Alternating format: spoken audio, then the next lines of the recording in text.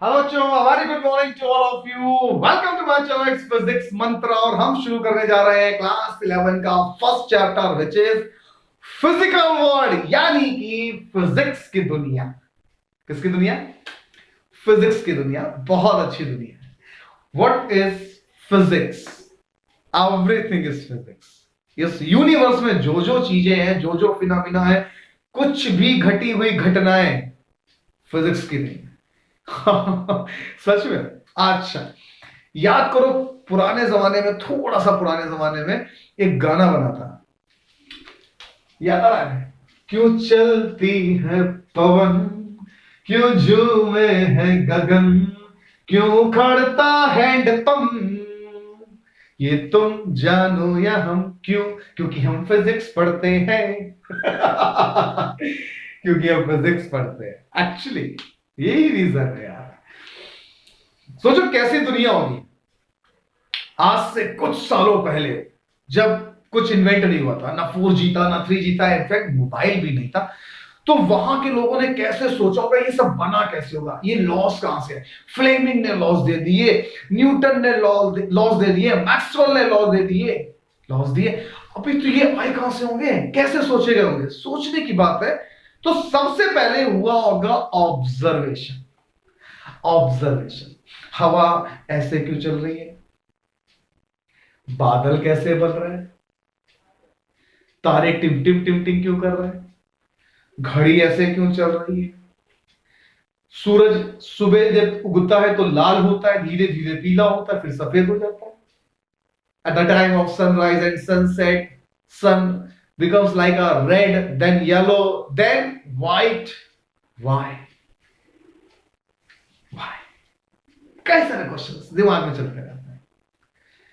किसने सोचा था कि एक मोबाइल से हम रिकॉर्ड कर पाएंगे? किसने सोचा था कि हम यहां बैठकर अमेरिका में फोन से बात कर पाएंगे? अब यहां से मेरी आवाज को अमेरिका तक कौन लेके जा रहा है? डोनाल्ड ट्रंप या शक्तिमान? फिजिक्स की दुनिया बहुत अच्छी है। अच्छा, ऐसे कुछ लोगों ने विचार बनाया कि यार फिजिक्स क्या है। तो मेरे according physics is my life as well as my love. किसी भी चीज को बड़ी शिद्दत से चाहो तो पूरी कायनात उसको मिलाने में लग जाती। शाहरुख खान का डायलॉग है, अपने को याद आ गया। तो ऐसे कुछ है यार, फिजिक्स को अपना बना, बहुत अच्छा सब्जेक्ट है। अच्छा चलो आगे बढ़ते हैं कि भाई संस्कृत जो थी, संस्कृत में इसको बोला गया विज्ञान। विज्ञान, वी प्लस ज्ञान, वी प्लस ज्ञान, यानी स्पेसिफिक नॉलेज। किसी भी पर्टिकुलर पॉइंट्स के लिए, किसी पर्टिकुलर फिनोमेना के लिए, किसी भी पर्टिकुलर फिजिकल क्वांटिटी के लिए जो स्पेसिफिक नॉलेज ले रहे हैं वो है विज्ञान। क्या है विज्ञान? Specific knowledge. फिर आया ग्रीक वर्ड में। ग्रीक वर्ड में इसको क्या बोलेंगे? जो ये अक्कड़ बक्कड़ बम्बे बोल दिख रहा है, इसे हम क्या बोलेंगे? इसे कहते हैं आई फिस्की। फुसकी फुसकी ना करने लगना, आई फिस्की। फिजिक्स को ग्रीक में बोलते हैं। लैटिन में क्या बोला गया? साइंटिया, टू नो, किसी के बारे में जानना, क्यूरियस्टिक होना, टू नो। ये तीनों पार्ट किसके लिए? फिजिक्स के लिए। ठीक है। अच्छा, फिजिक्स में जितनी भी चीजें आपको मिलेंगी, वो चीजें आई कहां से, बनी कहां से, और क्या क्या सोच कर बनी? तो मेरे हिसाब से हम लोग जो भी लॉ पढ़ते हैं, या जो भी एनर्जी लगाते हैं, जो भी चीजें देखते हैं, आती कहां से है? नेचर से। नेचर से, हमारे आसपास की चीजें, नेचर से। भाई फिजिक्स में हम लोग क्या करते हैं? नेचर से देखते हैं कि ऊपर से नीचे गिरा, तो ये नीचे क्यों गिरा, ऊपर क्यों नहीं गया? तो सबसे पहले क्या देखा होगा कि पेड़ से एप्पल गिरा, नीचे आया, टेढ़ा क्यों नहीं गया, सीधा ही क्यों आया? टेढ़ा क्यों नहीं गया, सीधा ही क्यों आया? जब हम चलते हैं, जब हम चलते हैं, तो जो आवाज आ रही है किसकी? स्लीपर्स की, वो क्यों आ रही है? जब हम किसी भी चीज पर वर्क करते हैं तो हमारी बॉडी से एनर्जी क्यों रिलीज हो रही है? मशीन्स कैसे बनी, कैमरे कैसे बने, लेंस कैसे बने? छोटा दिख रहा है, उसी लेंस से देखा बड़ा दिख रहा है, ये बड़ा बड़ा, ये छोटा छोटा, कहां से आया? Physics, physics. चलो इसको नोट करो, फिर आगे बढ़ते हैं। हाँ बच्चों, तुम्हारे हिसाब से what do you mean by physics, कि आपके हिसाब से फिजिक्स क्या है? भौतिक विज्ञान कहते हैं हिंदी में। चलो देखते हैं फिजिक्स क्या है। What do you mean by physics? Wow, physics is a science, physics is a science in which we go through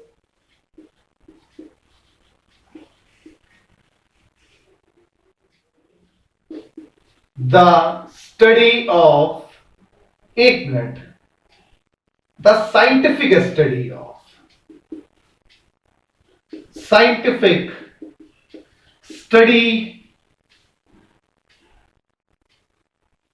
of nature, क्या? Nature and its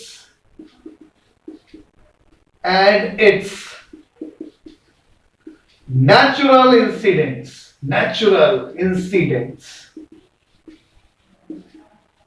यही तो है। यानी नेचर से देखा यार, नेचर में क्या क्या घट रहा है, सब फिजिक्स। तो मेन पॉइंट हमारे पास क्या आया? नेचर। तुम्हारा नेचर कैसा है? हमारा नेचर बहुत ही खूबसूरत है भैया। हाँ तो देखिए, नेचर को डिवाइड कर दियो दो पार्ट में। It is divided into two parts. क्यों? नेचर में अगर गौर करो बेटे, तो नेचर दो एलिमेंट में पूरे पूरे टिके हुए हैं। पहला मैटर, लड़कों वो वाला मैटर नहीं, हाँ मैटर हो गया भाई जी, वो मैटर नहीं। Matter plus energy, matter plus energy, matter and energy, सिक्के के दो पहलू जो एक दूसरे के बगैर नहीं रह सकते। मियां बीबी, सास बहुरिया, जेठानी देवरानी, फिजिक्स मैथ,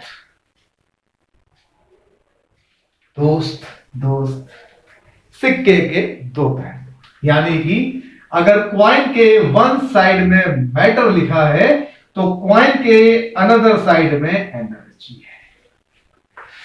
पहले समझते हैं कि मैटर क्या है और एनर्जी क्या है। Each and every particle in our nature which contain some mass और ऑक्यूपाई सम स्पेस। बात सुन रहे हैं?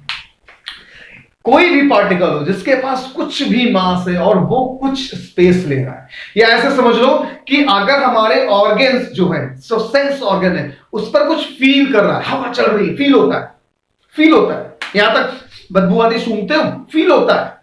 तो वहां पर भी कुछ मास है। अब तुम गंदगी ना पहुंच जाना, मैं मालूम तो नालायक हो। तो क्लियर हुआ? मैटर क्या हुआ? Each particle, a particle which contains some mass, occupies some space, is called matter. Energy, ability to do some work is called energy. Yes. तो इस फिनोमेना को सबसे अच्छा अगर किसी ने बोला तो वो आइंस्टीन बाबा ने बोला। क्या बोला आइंस्टीन बाबा ने? बोले E is equal to भाई mc square, where E is energy, m is mass and c is speed of light in air. Speed of light in air. बात समझ में आई? क्या कह रहे हैं? एनर्जी तब तक मैं देता रहूंगा जब तक मास है। बात समझ में आ रही? यूरेनियम में सेम प्रोसेस, जब तक यूरेनियम में सर्टेन मास है तब तक एनर्जी एमिट होती रहेगी। E is equal to mc square. क्यों? क्योंकि दोनों एक दूसरे से क्या है?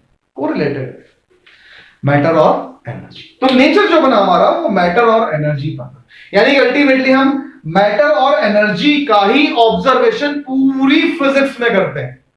पूरी फिजिक्स में आप उठाकर देख लो, अगर आप देखोगे तो हम सिर्फ मैटर और एनर्जी में ही लगे हैं, इसके अलावा कुछ काम ही नहीं किया है। इतना नोट करो। हाँ बच्चों, अब आगे बढ़ते हैं। तो देखो आपके सामने स्कोप ऑफ फिजिक्स, मतलब कि हमें ये देखना है कि स्कोप का है फिजिक्स का, तो हमने इसको 3 डोमेन में बदल दिया। एक को बोला हमने मैक्रोस्कोपिक, एक को बोला हमने मीजोस्कोपिक और एक को बोला हमने माइक्रोस्कोपिक। अब ये क्या है ये समझते हैं। माइक्रोस्कोपिक यानी मैक्रोस्कोपिक जो था वो था डिपेंड क्लासिकल फिजिक्स पे। क्लासिकल फिजिक्स पुराने ख्यालों वाली, वैसे ऐसा कुछ होता नहीं है, कहना नहीं चाहिए था ऐसा, लेकिन अब कहा है तो कहा है। माइक्रोस्कोपिक जो है वो मॉडर्न फिजिक्स पर बेस्ड है कुछ हद तक, मॉडर्न फिजिक्स। और जो हमारा ये था मीजोस्कोपिक, ये बहुत कम मिलेगा आपको। अगर हम 100 एटम्स को जोड़ दें, 100 एटम्स को हम एक साथ बाउंड कर दें, तो ये हमारा मीजोस्कोपिक, यानी मैक्रो और माइक्रो के बीच का जो हमारा था वो बनकर आया मीजोस्कोपिक, जिससे हमें कोई लेना देना नहीं है, लेकिन फिर भी नॉलेज है। ठीक है, अच्छा, मैक्रोस्कोपिक को जब हमने देखा तो इसकी ब्रांच में कुछ ये टर्म्स आ रहे थे, वो मैं लिखता हूं अभी। पहला हमने बोल दिया मैकेनिक्स। क्या बोला? मैकेनिक्स। क्या बोला? मैकेनिक्स। फिर आ गया हमारा थर्मोडायनामिक्स। थर्मोडायनामिक्स। फिर हमारा ऑसिलेशन एंड वेव। ऑसिलेशन वो से समझ जाएगा, ऑसिलेशन एंड वेव। फिर हमारा आया ऑप्टिक्स। फिर हमारा आया इलेक्ट्रोडायनामिक। डायनामिक। ठीक, चलो। जबकि हम माइक्रोस्कोपिक में जब आए, माइक्रोस्कोपिक में आए तो यहां पर बनी atomic physics. Atomic physics, atomic physics. और यहां बनी nucleus physics. Nuclear physics, nuclear physics. ठीक है, अच्छा। अब ये सामने हमारे आ चुके हैं, जो हमने इनकी ब्रांचेस को डिवाइड किया। माइक्रोस्कोपिक में हमारे पास ये टर्म आ गए, माइक्रोस्कोपिक में हमारे पास ये टर्म आ गए। अच्छा, एक एक करके हम डिस्कस करते हैं। सबसे पहले ये समझना बहुत जरूरी है कि हमें 11th और 12th में क्या क्या पार्ट पढ़ना है। तो ये ऑप्टिक्स और इलेक्ट्रोडायनामिक के साथ मॉडर्न फिजिक्स हम उठाएंगे 12th में, बाकी का पार्ट उठाएंगे हम 11th। ठीक है, देखिए इससे कुछ ज्यादा खास आता नहीं, ना कंपटीशन में और ना ही आपके एग्जामिनेशन में। तो बस इसको इतना समझ लो कि ज्यादा दिक्कत ना हो। ठीक है, अच्छा। सबसे पहला आया मैकेनिक्स। हाय, मैकेनिक्स क्लास 9 से उठा देते हैं। चलो, मैकेनिक्स में क्या है? पोजीशंस के बारे में, रेस्ट के बारे में, मोशन के बारे में। अब रेस्ट मोशन आया तो यहां से और का टर्म आ सकते हैं। स्पीड आएगा, वेलोसिटी आएगा, एक्सेलरेशन आएगा, फोर्स आएगा, वर्क आएगा, पावर आएगी, इक्विलिब्रियम कंडीशन आएगी, बॉडी के बारे में बात करेंगे, मशीन्स के बारे में बात करेंगे। ये पार्ट किसमें आ जाते हैं? मैकेनिक्स में आ जाते हैं। अपने थर्मोडायनामिक्स। थर्मोडायनामिक्स में क्या मिलेगा? Thermodynamics, thermal. थर्मल मतलब हीट से रिलेटेड है, हीट के बारे में, heat engine, transfer of heat, calorimetry. ICSE वालों याद करो, कैलोरीमेट्री थर्मोडायनामिक्स के पार्ट। लॉज ऑफ थर्मोडायनामिक्स, इसके लॉस पर बहुत कुछ डिपेंड है, बहुत कुछ डिपेंड है, बहुत कुछ है पढ़ने के लिए। फिर है इलेक्ट्रोडायनामिक।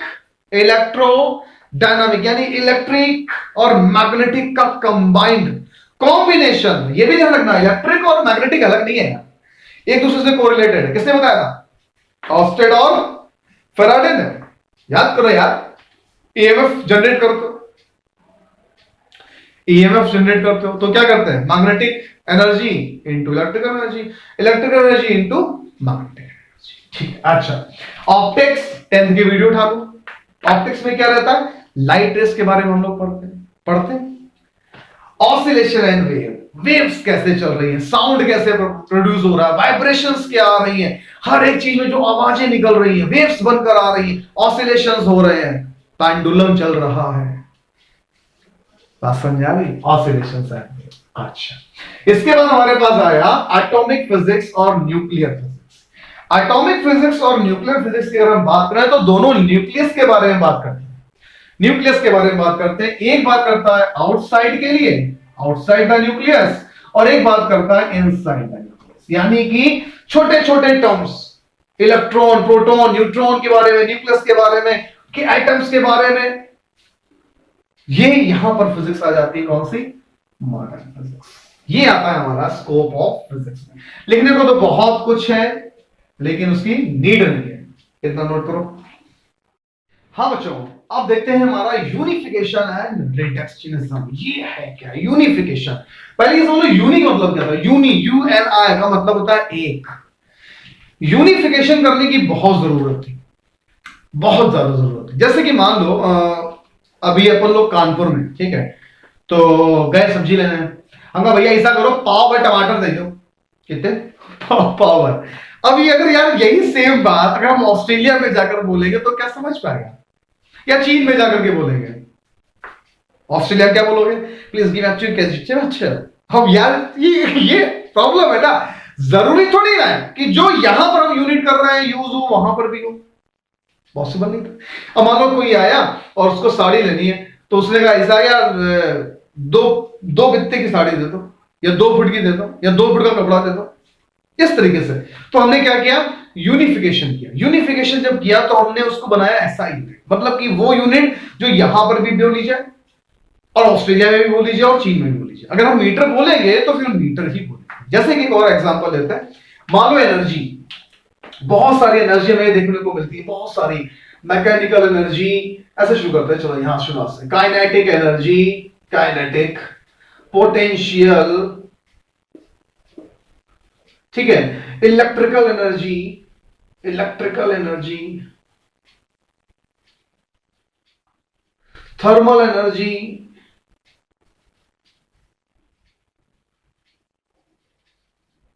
हीट एनर्जी, ना जाने कितनी एनर्जियों का नाम आपने सुना होगा। अब अगर सोचो यूनिफिकेशन ना होता, अगर यूनिफिकेशन ना होता तो हम इन सबकी यूनिट अलग अलग रख रहे होते, अलग अलग, अलग अलग। मतलब यूनिफिकेशन एक ऐसा टर्म आया जिसने क्या किया, उसने कहा कि बहुत सारे फिनोमिना को इकट्ठा कर लो और कोई एक लॉ दे दो, और एक लॉ पर बेस्ड होकर के वो सारे के सारे जो फिनोमिना है वो सॉल्व हो जाए। यानी कि अब काइनेटिक को बोलो, पोटेंशियल बोलो, इलेक्ट्रिकल बोलो, थर्मल बोलो, हीट बोलो, कोई भी एनर्जी बोल दो, तो हम सीधे बोल देते हैं भैया इसकी एसआई यूनिट जूल होगी। क्यों? क्योंकि हमने यूनिफिकेशन कर दिया। क्या कर लिया? यूनिफिकेशन। जैसे लॉज ऑफ ग्रेविटेशन देखो, laws of gravitation, laws of gravitation, laws of force of gravitation देखो, पूरा लिख लो यार। Laws of force of, law of force of gravitation, gravitation. अब यहां क्या था? एक लॉ है, एक लॉ है, लेकिन इस लॉ से कितनी चीजें हो रही। देखो, एप्पल फॉलिंग, एप्पल फॉलिंग, सेब का गिरना, apple falling. Rotation of pendulum, pendulum का हिलना, pendulum.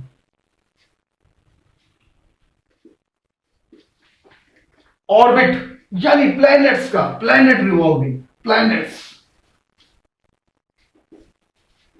Revolving around the sun. अब देखो क्या क्या सॉल्व हो गया। एप्पल फॉलिंग भी इसी से क्लियर हो गया, पेंडुलम भी इसी से क्लियर हो गया, प्लैनेट, बहुत सारी चीजें। अब ये क्या हुआ? यूनिफिकेशन हुआ। एक लॉ से सारी चीजें क्लियर हो गई, सारी चीजें। जैसे laws of conservation of energy. चलो एक और देखो। मान लिया मैंने बोला कि यार laws of conservation of energy, एक लॉ दिया मैंने, एक लॉ दे दिया। मैं कौन होता हूं यार? साइंटिस्ट ने। Laws of conservation of energy, conservation of energy, ठीक है। अब देखो laws of conservation of energy ने क्या बोला था, याद करो। दी गई एनर्जी इज इक्वल टू ली गई energy until both energy are getting same. मतलब कि जो एनर्जी हम दे रहे हैं उतनी ही एनर्जी हमको मिलेगी। Energy neither be created nor be destroyed, is only change from one form to another. यही है। अब एक लॉ से हमें क्या क्या मिल गया देखो। Conservation, laws of conservation of momentum, momentum देखो सेम चीज होती है। उतना ही मूवमेंट होगा। दो घड़े टकरा गए, फटैक, दो घड़े टकरा गए, तो जितने मूवमेंट से टकराई थी उतना ही मूवमेंट लेकर के वो आगे बढ़ गई। ठीक है। दूसरा था laws of conservation of charge. Charge याद करो, laws of conservation of energy तो है ही, laws of conservation of movement भी हो गया, laws of conservation of charge भी हो गया, laws of conservation of mechanical energy भी ले लो, laws of conservation of mechanical energy. तो क्या हुआ, एक लॉ दिया, यूनिफिकेशन कर दिया, इतने सारे ऑटोमेटिक। एक और देखो, ऑस्टेड ने बात की, ऑस्टेड ने क्या बोला था, याद करो, ऑस्टेड ने क्या लॉ दिया था, ऑस्टेड ने ये लॉ दिया था कि अगर हम कहीं पर भी इलेक्ट्रिसिटी देंगे तो वहां पर मैग्नेटिक प्रॉपर्टीज ऑटोमेटिक आ जाएगी। तो इसके साथ और कौन मिल गया, फैराडे मिल गया, और इन दोनों ने मिलकर के बोल दिया कि अगर आप इलेक्ट्रिक की बात करते हो तो वो मैग्नेटिक के बगैर पॉसिबल नहीं है। यूनिफिकेशन, दोनों को एक कर दिया। कैसे, डायनमो ऑपरेट करते हो, देखो डायनमो ऑपरेट करते हो तो क्या करते हो, मैकेनिकल टू इलेक्ट्रिकल। फैन चलाते हो, इलेक्ट्रिकल टू मैकेनिकल। तो मतलब कहने का यह है कि अगर कहीं मैग्नेट आएगा तो इलेक्ट्रिक अपने आप आएगा, और अगर कहीं इलेक्ट्रिक आएगा तो मैग्नेट अपने आप। तो ये कहलाया हमारा यूनिफिकेशन, मतलब कि एक लॉ देकर के कई सारे फिनोमेना को समेट लेना। और यार फिजिक्स यही तो चाहती है। कुछ साइंटिस्ट ऐसे थे जिन्होंने सोचा सिर्फ मैं एक लॉ दूंगा, एक लॉ, और उस एक लॉ से सारी दुनिया के फिनोमेना खत्म हो जाए। सोचो अगर ये पॉसिबल हो जाता, अगर ये पॉसिबल हो जाता तो कितना आसान होता कि नहीं। मैक्सवेल में देखिए, इलेक्ट्रोस्टैटिक पढ़ा दिया, ईएमआई पढ़ा दिया, इलेक्ट्रोमैग्नेटिक इंडक्शन पढ़ा दिया, इलेक्ट्रोडायनामिक पढ़ा दिया, बहुत सारे लॉस। मैक्सवेल ने पूरी इलेक्ट्रिसिटी को कवर कर डाला, मैग्नेटिज्म को कलेक्ट कर, 4 लॉ दिए केवल। यूनिफिकेशन नोट करो। अब हम बात करते हैं किसकी, रिडक्शनिज्म की। अब ये क्या है, ये कह रहा है कि किसी भी लंबे प्रोसेस को छोटे छोटे पार्ट में, जैसे मान लो अगर मुझे करोड़पति बनना है तो करोड़पति बनने के लिए मैं छोटे छोटे स्टेप लेकर के तो बनूंगा, ऐसा तो नहीं एक साथ करोड़ रुपए उठा लूंगा, छोटे छोटे स्टेप। जैसे कि मान लो मैं एक एग्जांपल लूं आपको कि मुझे इलेक्ट्रिसिटी प्रोड्यूस करनी है। क्या प्रोड्यूस करनी है, इलेक्ट्रिसिटी। तो पावर हाउस में चला गया, तो सबसे पहले मैंने क्या किया, मैंने वाटर को स्टोर किया, वाटर को स्टोर किया रिजर्वायर, रिजर्वायर से फिर मैं किसमें लेकर के आया, बॉयलर में, फिर बॉयलर में किसमें लाया, टरबाइन में, टरबाइन को किससे अटैच किया, डायनमो से, फिर डायनमो से क्या बनी, इलेक्ट्रिसिटी। तो छोटे छोटे प्रोसेस किए, देखो छोटे छोटे प्रोसेस, पोटेंशियल एनर्जी, फिर काइनेटिक एनर्जी, फिर हीट एनर्जी, फिर मैकेनिकल एनर्जी, और फिर इलेक्ट्रिकल एनर्जी। तो क्या कर रहे हैं इसको हम रिडक्ट कर रहे हैं, रिडक्शनिज्म। समझाई बात कि छोटे छोटे प्रोसेस को समझ करके अपने पूरे टारगेट को कवर करना। यूनिफिकेशन मतलब एक लॉ दिया और कई सारे फिनोमेना कवर कर लिए। रिडक्शनिज्म में क्या हुआ, छोटे छोटे स्टेप को देकर के पूरा फिनोमेना कवर किया। तो जब हम शुरू करते हैं फंडामेंटल फोर्सेस इन नेचर, मतलब कि वो फोर्सेस जो नेचर के लिए अप्लाइड हो रहे हैं, वो फंडामेंटल, समझते हैं ना।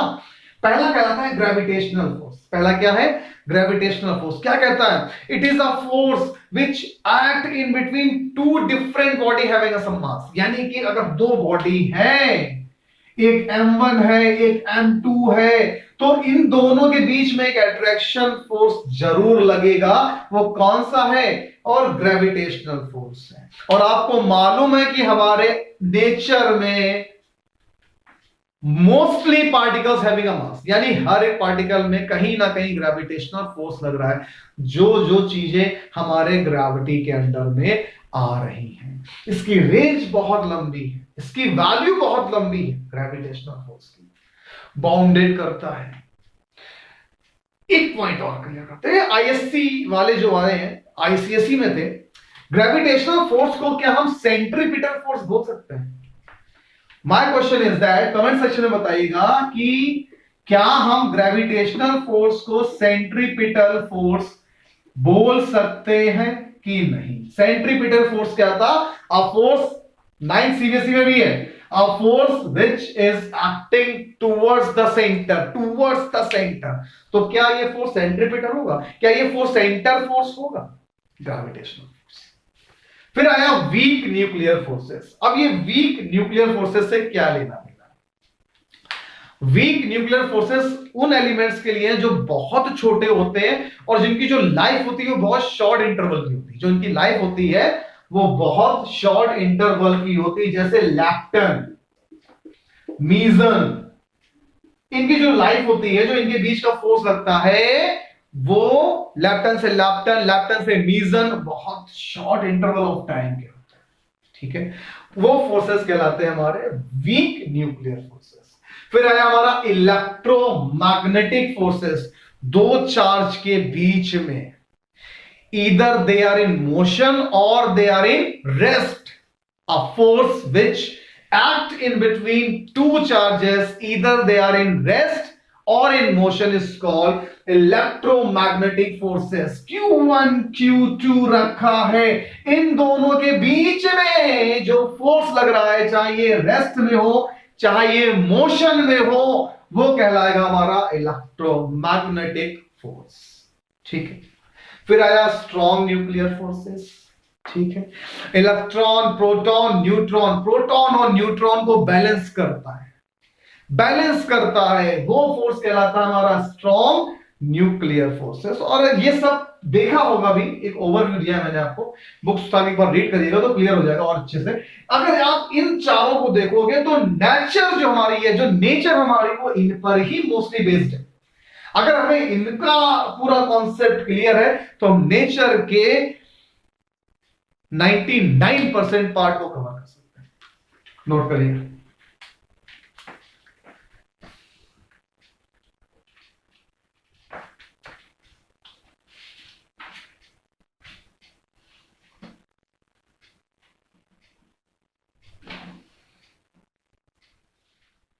अच्छा, नेक्स्ट पॉइंट अगर हम ये बोले कि फिजिक्स का रिलेशन अदर सब्जेक्ट्स के साथ क्या है। देखो, बाकी सब्जेक्ट वाले बुरा मत मानिएगा, जिसकी केमिस्ट्री फेवरेट है वो गुस्सा ना हो जाएगा। फिजिक्स के बगैर ना तो केमिस्ट्री पॉसिबल है, ना बायो पॉसिबल है, ना मैथ पॉसिबल है, इवन ज्योग्राफी भी पॉसिबल नहीं है। आप किसी भी सब्जेक्ट में घुस जाएंगे, आपका फिजिक्स से रिलेशन जरूर मिलेगा। मैथ की अगर बात करो तो मोस्टली न्यूमेरिकल्स, मोस्टली क्वेश्चंस इसके कॉन्सेप्ट पे बेस्ड है।